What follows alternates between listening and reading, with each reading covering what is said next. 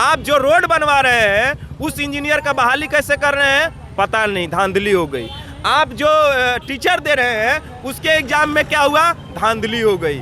तो कैसे टीचर आएंगे, कैसे सड़क बनाने वाले इंजीनियर आएंगे, कैसे निर्माण करने वाले लोग कार्यपालिका में आएंगे जब परीक्षा प्रणाली ही आपकी सही नहीं होगी।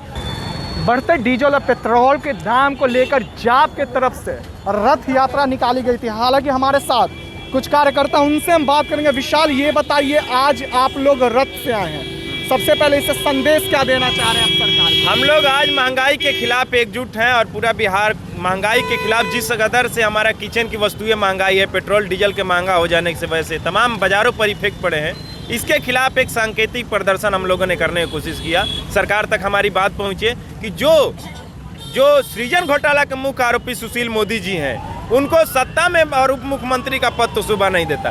जब तक जांच की पूरी चीज़ नहीं आ जाती है और ये दोषी नहीं पाए जाते हैं, तब तक तो कम से कम सुशील मोदी जी इस्तीफा दे सकते हैं। पटना के जल जमाव पर क्या हुआ, आज पटना के हर जगहों पर फिर से पानी लग रही है, तो पिछले साल क्या था।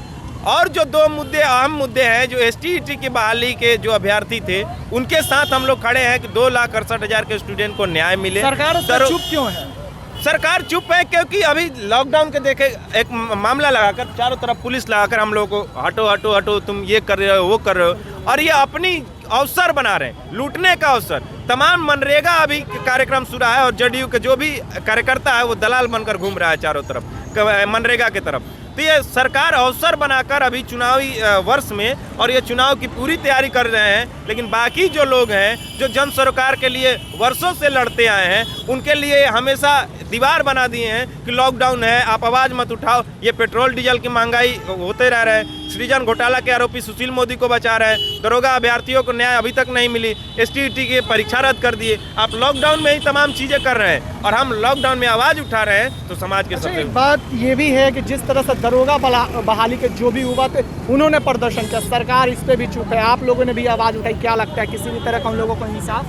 बिल्कुल, ये आवाज़ हमेशा चुनाव तक गांव-गांव में गूंजेगी। पारदर्शी एग्जाम जो 30 साल में बिहार आज तक नहीं देख पाया है, हम एग्जाम देते हैं, हमें यह जानने का पूरा अधिकार है कि मेरा OMR सीट कैसा है, कितना कटअप गया, कैसे एग्जाम की प्रोसेस हुई, कहाँ पेपर लीक हुई, कितने लोगों को सज़ा मिला।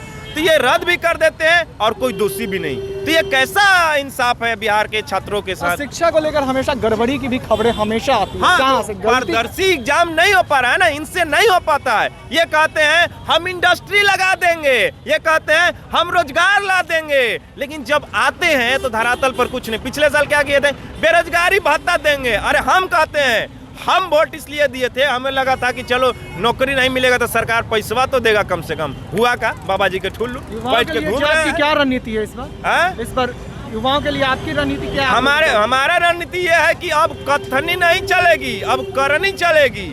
जो पब्लिक के बीच में रहेगा, जो जन सरोकार की बात करेगा, दुनिया उसको देख लिए। अब चुनावी लॉलीपॉप फेंकने से कोई फायदा नहीं है। धरातल पर पप्पू यादव जी ने कोरोना महामारी में काम किया, पटना जल जमाव में जाकर हम लोगों ने खाना पानी और दूध बांटने का काम किया, हर मुद्दे पर हम लोग संघर्ष किए और जेल का सफर किए। तो जो सरकारी तंत्र है हम लोगों के ऊपर जो लगा हुआ है, ये जनता देखे और जनता मूड बना चुकी है कि एक बेहतर विकल्प की बिहार में जरूरत है, और पप्पू यादव और जन अधिकार पार्टी के नेतृत्व में एक बेहतर बिहार का हम लोग एक कल्पना कर रहे हैं, और साथ भी लोगों का मिल रहा है, और लगातार एक सरकार पूरी तरह से फेल है। सरकार फेल है, सब लोग मस्त हैं और पब्लिक इस बात को समझ चुकी है। इसलिए जो होता है ना, झांसे में नहीं आएंगे, नीतीश को नहीं जिताएंगे, क्योंकि झांसा ये लोग देने में स्वतंत्र हैं। पिछले बार झांसा दिए, स्टूडेंट क्रेडिट कार्ड का क्या हुआ, लड़का घरे आके बैठा हुआ है, इंजीनियरिंग का पढ़ाई छोड़ दिया है, डिप्लोमा सब जगह गया था। एक बात और है, पप्पू यादव कह रहे हैं गूंगी बहरी सरकार, ठीक कैसे करेंगे आप? गूंगी बहरी अंधी कानी सब ये सरकार है, ठीक करेंगे? हम पारदर्शिता लाएंगे तभी ये ठीक हो सकता है। जब तक हम पारदर्शिता नहीं लाएंगे एग्जामों में, आप बताइए, बहुत अहम सवाल बता रहे हैं और हम सवाल पूछे हैं। बताइए, हमारा घर है, घर में बिल्डिंग है, सब चीज़ें, और जो आने का दरवाज़ा है वही नहीं हो, या फिर उसी दरवाजे के पैरेलल में हम पीछे का दरवाज़ा खोल दें, तो क्या घर के लोगों में कभी भी सुख शांति रह सकता है? हमेशा चोरी का भय व्याप्त होगा। आप जो रोड बनवा रहे हैं उस इंजीनियर का बहाली कैसे कर रहे हैं पता नहीं, धांधली हो गई। आप जो टीचर दे रहे हैं उसके एग्जाम में क्या हुआ, धांधली हो गई। तो कैसे टीचर आएंगे, कैसे सड़क बनाने वाले इंजीनियर आएंगे, कैसे निर्माण करने वाले लोग कार्यपालिका में आएंगे जब परीक्षा प्रणाली ही आपकी सही नहीं होगी। तो सबसे बड़ा सवाल परीक्षा प्रणाली का है। अगर यह परीक्षा प्रणाली, एग्जामिनेशन व्यवस्था अगर पारदर्शी हो, अच्छा हो, नेक हो, तो सिस्टम में बेहतर लोग जाएंगे, अच्छे लोग जाएंगे। और हमारी पहल हमेशा सिस्टम में कैसे अच्छे लोग जाएं, इसके लिए प्राथमिकता होगी। और जब सिस्टम में चाहे टीचर की नियुक्ति हो उसमें धांधली नहीं हो, दरोगा की नियुक्ति हो उसमें धांधली नहीं हो, बीपीएससी की हो, असिस्टेंट इंजीनियर की हो, जब इन एग्जामों में बेहतर तरीके से लोग जाएंगे, पारदर्शिता से जाएंगे, तो बेहतर समाज बनेगा, बेहतर सड़क बनेगा, बेहतर शिक्षा व्यवस्था होगी। अब किसी की जरूरत नहीं होती। आप लोग झीलों के अंदर भी घूम रहे हैं, जनता का मूड इस बार क्या लग रहा है? जनता साफ, अभी क्या होता है कि टीवी भी जनता को कन्वर्ट करने में लगता है। हम जो बोल रहे हैं उनको वो अच्छा लगेगा, वो बोल रहा है उसको अच्छा लगेगा। लेकिन हम अब जो वक्त है ये सोशली पोलिटिव एक्टिव होने का है। कहा जाता है बिहार उड़ती चिड़िया को हल्दी लगाता है। अब वो स्टेट अपना बिहार नहीं रहा। हाईली सेंसेटिव स्टेट पॉलिटिकली कहा जाता था बिहार को, लेकिन अब वो नहीं रहा। अब हम लोग हवा में, ये वो कुआं में कूदा था, हम कूदेंगे, ऐसा नहीं होता है। जब तक हम समाज के युवा, हम समाज के नागरिक, महिला, बहन, जो समाज के गांव के इलाके के लोग हैं, वो टीवी और पेपर देख के वाह वाह करने लगेंगे तो नहीं होगा। हमको तथ्यों पर भी जाना होगा कि क्या प्रधानमंत्री जो बोल रहे हैं कि चाइना बिहार इंडिया में नहीं आया है, और एक तरफ रक्षा मंत्री बोल रहे हैं कि चाइना आ गया है, तो दोनों में दोषी कौन है? और तब हम कहेंगे कि नहीं, प्रधानमंत्री जी आप नेक हैं, आप अच्छे जरूर हैं, लेकिन झूठ मत बोलिए। आप नेता लोग झूठ मत बोलिए।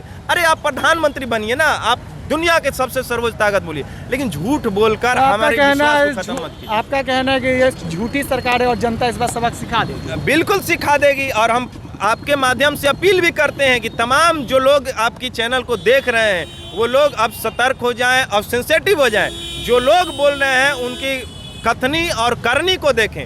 कहने वाले लोग हैं कि करने वाले लोग हैं? हम लोग करने वाले लोग हैं। पब्लिक के बीच में रहते हैं, जन सरोकार की चीज़ें उठाते हैं, खाना बांटते हैं, दूध बांटते हैं, किसी को दुख में शामिल होते हैं। हॉस्पिटल कहीं लाश को रोक देता है और कहता है पैसा नहीं है, हम तुम्हारा लाश नहीं छोड़ेंगे, तो पप्पू यादव जी को लोग जाकर उसको तोड़ फोड़ भी कर देते हैं। लोग कभी कभी गुंडा भी कहते हैं। लेकिन समझना होगा कि हम उस व्यक्ति के लिए जिसको हॉस्पिटल से छुड़वाए हैं, कुछ पैसे छुड़वाए हैं, डेड बॉडी को छुड़वाए हैं, उसके लिए भगवान हो जाते हैं। समझना होगा इन चीज़ों को। चलिए, तो देख सकते हैं कि जो भी जाप के कार्यकर्ता हैं उनका कहना है कि इस बार जनता पूरी तरह से मूड में, और जिस तरह से सरकार जो वादे करती है उस पर वो पूरी तरह से फेल होती है। इस बार जनता ने भी मूड बना लिया है इस बार सबक सिखाने को।